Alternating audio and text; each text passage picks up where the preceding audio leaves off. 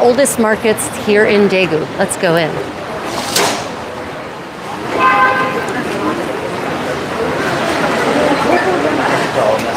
Yeah. So this market has various spots. So already we're getting into, those are sea squirts. They're the inside of a sea squirt. A thing that I never thought, yeah, these are sea cucumbers and then abalone and mussels you probably recognize. Yeah. This is cutlass fish. This is galchi, it's called in Korean. It is hands down one of the most delicious fish I've ever had in my life. I think this is mackerel, but correct me if I'm wrong. This is also a great place that people love to come for street food. So we've got all kinds of street food where you can eat here. As you see, there are benches with very sophisticated padding on them, and each stand has a different thing. Now this is intestines, actually. Very popular here in Daegu, especially here at the market. Although hello, Stephen? Susan, welcome. Welcome to Seomun Market. Now, Seomun actually means the West Gate, and it used to be that markets were at the gates in the Joseon era and probably before that. And of course, the Joseon era cities were laid out like a rectangle based on north, south, east, west to maximize geomancy, the chi of the flow of the chi. So this was the market that was at what was the West Gate. Sadly, the West Gate no longer survives. It didn't make it. Excuse me, through Korean occupation. Here is one of the famous market kitties. She is very spoiled. This is a heated pad, so she actually has a heated blanket for comfort when it gets cold. Yeah, she's a cutie, but it asks people not to touch her, so I will not, even though I really want to. So yeah.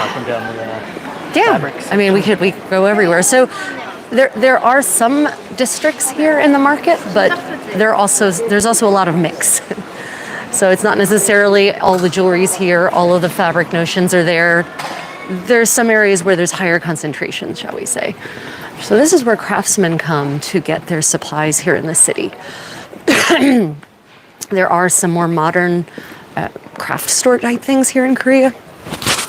But unfortunately, this is a good one for stuff myself. Yeah, unfortunately, they don't really have the kind of breadth of supplies that you can get here. You can get silk thread, wool thread, cotton thread, embroidery floss, all sorts of fabrics. Yeah, cotton batting, beading, all the materials you could need to make things. And they are actually still making things here in Korea. And so we will actually pass by some workshops here where they're actually making things like purses and coats. Not bespoke custom, not bespoke, but just straight up purses and coats. So if anyone has any questions, just let me know. Up to 5 people. Welcome everyone. Thank you, and thank you for joining us today in Seomun Market in Daegu, South Korea. Middle of the week is a busy time for people who are serious about purchasing supplies, but on the weekend, everyone comes here to get some street food and have the market experience.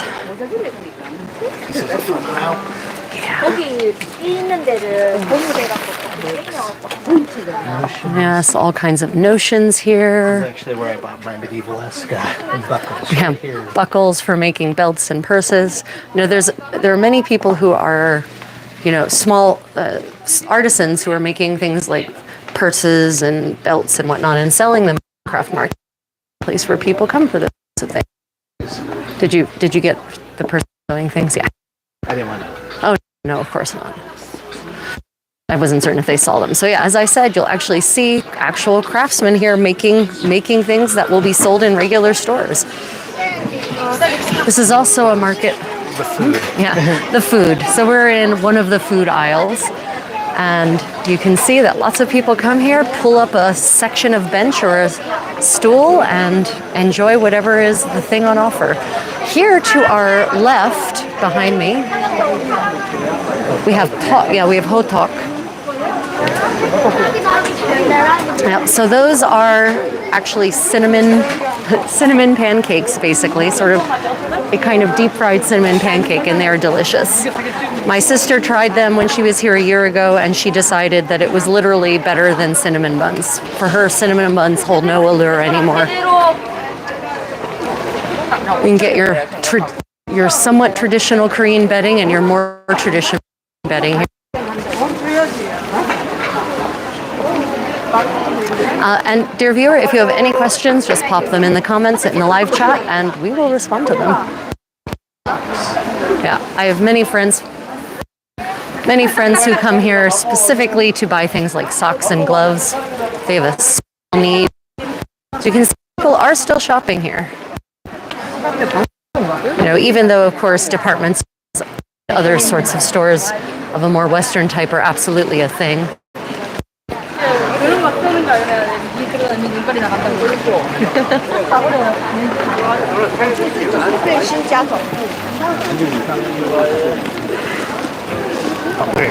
I'm here. James Kambalan said hello, James. Thank you for joining us today. If you have any questions or you want to see something more closely, just let me know. So, of course, you can get all sorts of foodstuffs here, including traditional Korean remedies. If you're traveling in Korea and your suitcase breaks down, coming to a market like this is a good place to get a pretty good deal on a replacement bag. Ask me how I know. So in addition to the sort of streets that are here, and this is technically a street, even though it's been technically only open for pedestrians, there are actual indoor spaces around us, multi-levels of them actually, which can make these markets actually seem kind of overwhelming for people who don't know their way around. Oh, handsome you, the traditional Korean snacks and stuff over here. You keep forgetting to look left and right. I'm trying not to kill people. Yeah, well, if it's their time to die, then they'll die. That is the fatalism of Asia. Yeah, so these are all. Onyu says, at least I think I pronounced her name right. Onyu. Onyu. Yeah, hi Onyu. Yeah. It's an O, not It's an un. No, that's an un, I think. Oh, it is. You're right. Onyu. Sorry, I couldn't. It was very small, so I couldn't read it. Yes, we actually have spent 8 of the last 11 years here in Korea, so we visit quite a lot and we love it here. So yeah, we always have a good time here. Of course, there are coffee shops here of a very not traditional Korean style. Coffee has taken Korea by storm, absolutely. You can get smoothies, freshly made, freshly toasted laver.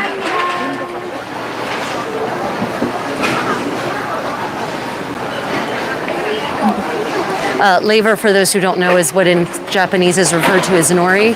It's seaweed that's been dried and turned into those thin sheets for making sushi.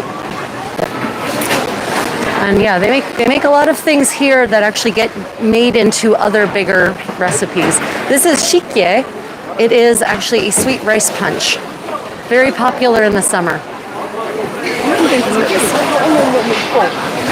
And now we're entering the traditional Korean, the Oriental medicine section. So these are actually ingredients for traditional medicinal Korean teas. These are omija, if you've ever heard of omija. They're like the Korean version of a cranberry, kind of. These are jujubes, if you know the candy jujube, that actually somehow is related to this, though I'm not quite certain actually how. So a lot of things that we wouldn't consider to be foodstuffs in the modern West. Frogs, dried desiccated frogs. They do absolutely consider to be foodstuffs, ingredients for tea, and of course, most of these things really do have some kind of active ingredients that would be useful in medicine. You know, most modern medicine is just those things that have been either concentrated or synthesized. Here it's just basically the whole food approach to it. Pheasants. See, hanging? Yeah, pheasants. Pheasant feathers, rather. Yep.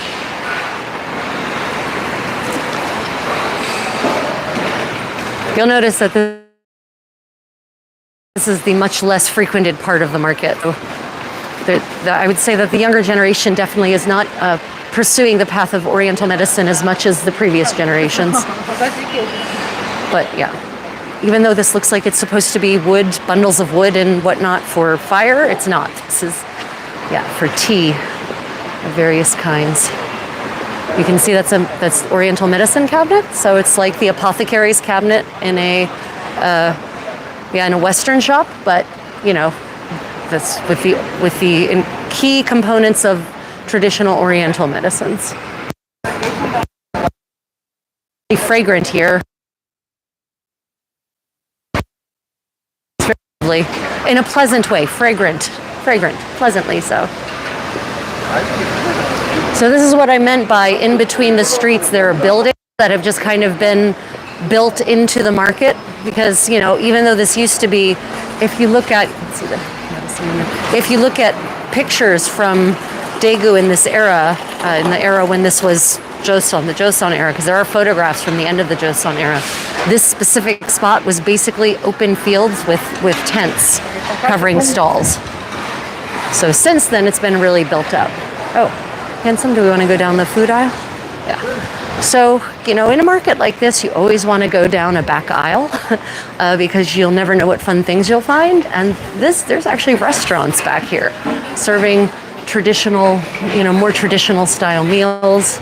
In older fashion, you can actually still get floor seating here, which is gone in most other places in the big cities.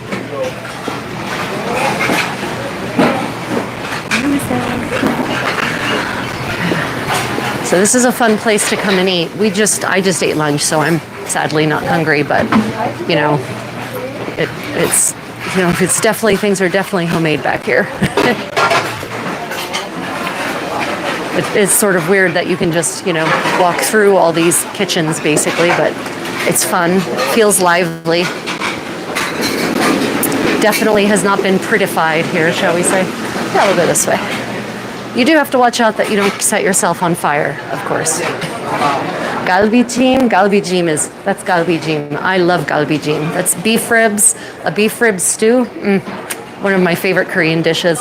Usually it's prepared with jujubes and chestnuts and ginkgo nuts and sometimes pine nuts and then some other vegetables like carrots and lotus root, and it's all stewed together, and it's basically stewed until the meat is falling off the bone.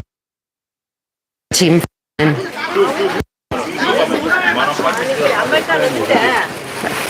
back this way. Hanbok area. Oh yeah, so for those of you who might be interested in traditional Korean clothing, which I'm not wearing, I'm wearing a chima. I've once more gone Western Korean hybrid. We're going to go now into the traditional bedding and Hanbok section of the market, where there are many Hanbok sellers who will have a Hanbok custom made for you. Hanbok literally means Korean clothing. And so, for a while that had a very specific modernizing look to it, but people are going back to the Joseon style Hanbok is getting increasingly popular because of all the K-dramas that have been coming out.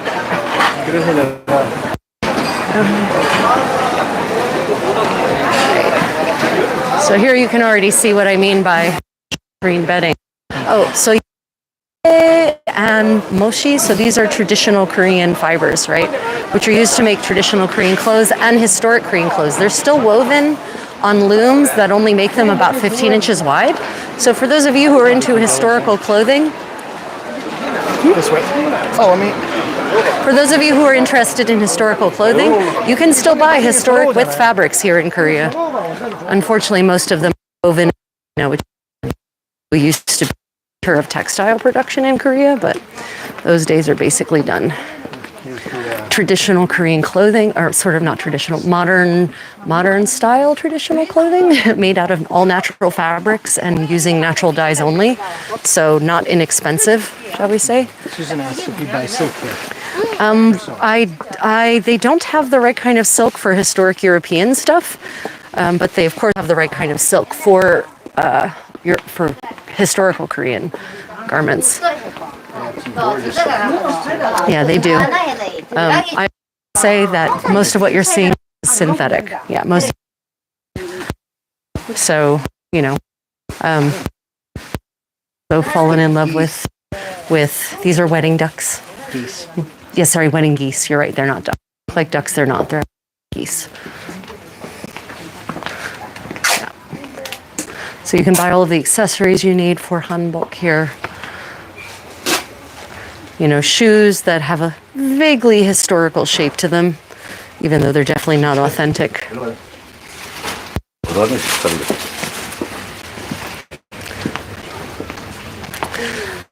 Yeah, Korean synthetics, just the way we have in the West, which is unfortunate. If you were to commission a Hanbok, then you could look through a catalog like this and pick something out. Catalog like this. Yes. And this is the traditional. A little bit. They're a little too wide. Not these ones. Oh yes, that is. Yes, that is absolutely, and that's no. That's either mochi or sambe. I would have to touch it.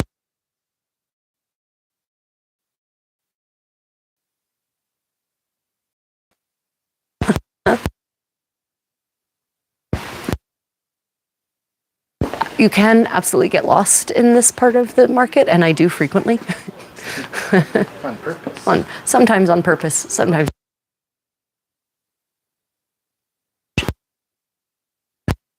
But yeah, these are expensive at all. A dress, this like that tolik dress, green one there, will probably cost you about. Yeah. Oops.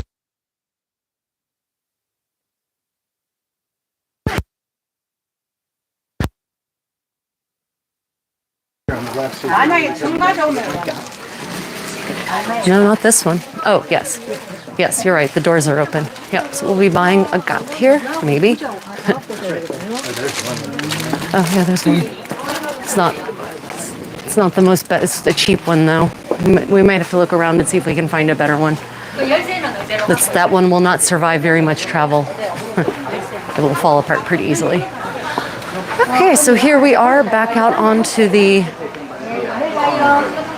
We should take them by where? Oh yeah, the Castella Bread? Yeah, okay, so brief history lesson for those of you who don't know. Let you go ahead of me. Brief history lesson. The Japanese occupied Korea from basically 1905 until the end of World War II. And during that time, they introduced some foodstuffs that have stuck. One of them is Castella Bread, which is actually Portuguese and was brought to Japan by the Portuguese traders, and then the Japanese brought it here. And it's this kind of eggy souffle-like bread that is almost more like cake than bread, I'll be honest. And it's super popular. Oh, you missed him flipping it. See, and there it is. Freshly baked Castella bread. So they bake it in these huge pans, and people literally wait in line around the block for it. So you can sometimes wait up to an hour for a fresh loaf of Castella bread. Yeah. So you can see this is the closest I've ever seen to a handmade bakery factory.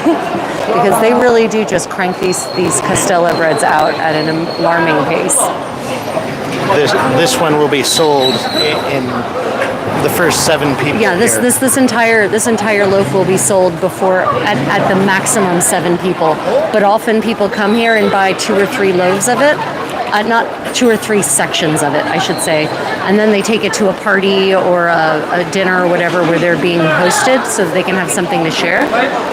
Unfortunately, I can't share the smell with you, but it does smell really good. It smells great. Yeah, it smells great. It really does. It's pretty amazing.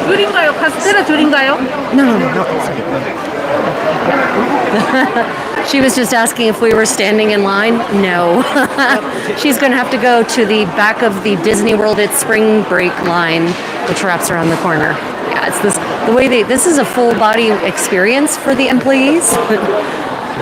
They really are getting their steps and their arms in and everything.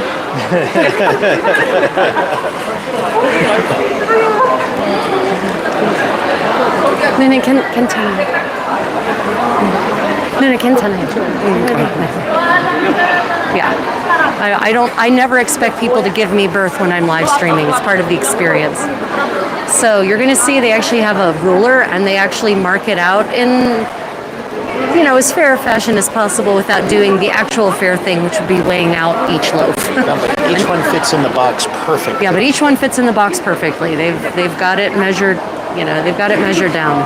I know that for my Europeans who are accustomed to everything being by weight, they'd probably get a little freaky about this, but you have to loosen up a little bit here in Korea. Even still, he is very careful about how he cuts this.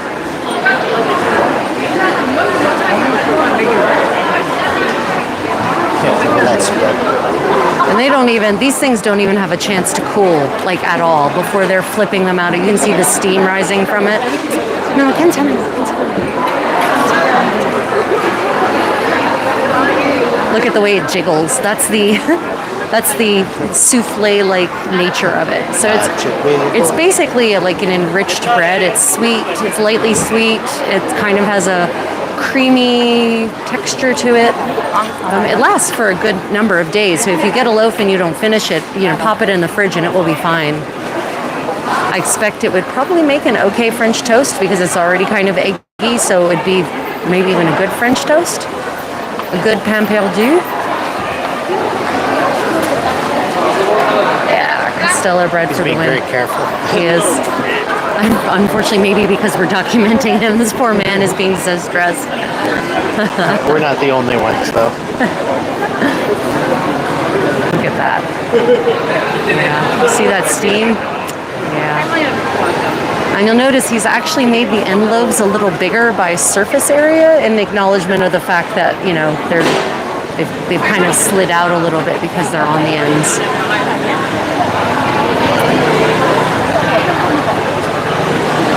Now comes the selling process.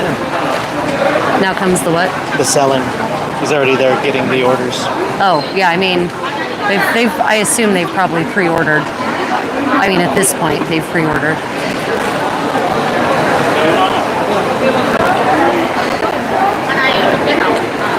And we're down to 6% on Oh, okay, yeah. So as you see, he wraps it up nicely. 5%. We should find some place and close the. Yeah.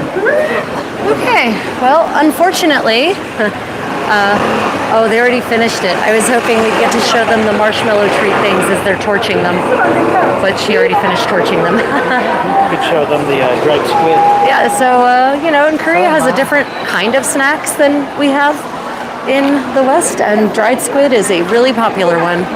We've seen people drying whole racks of these things on the beach. Yeah. Okay.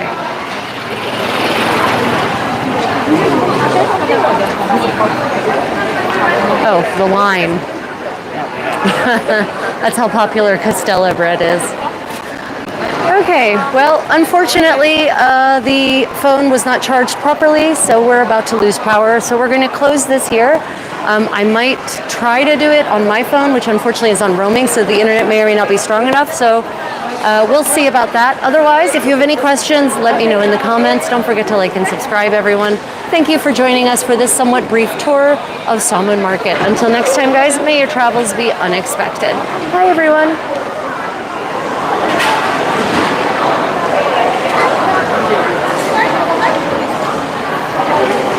Oh, we didn't get to the silkworms.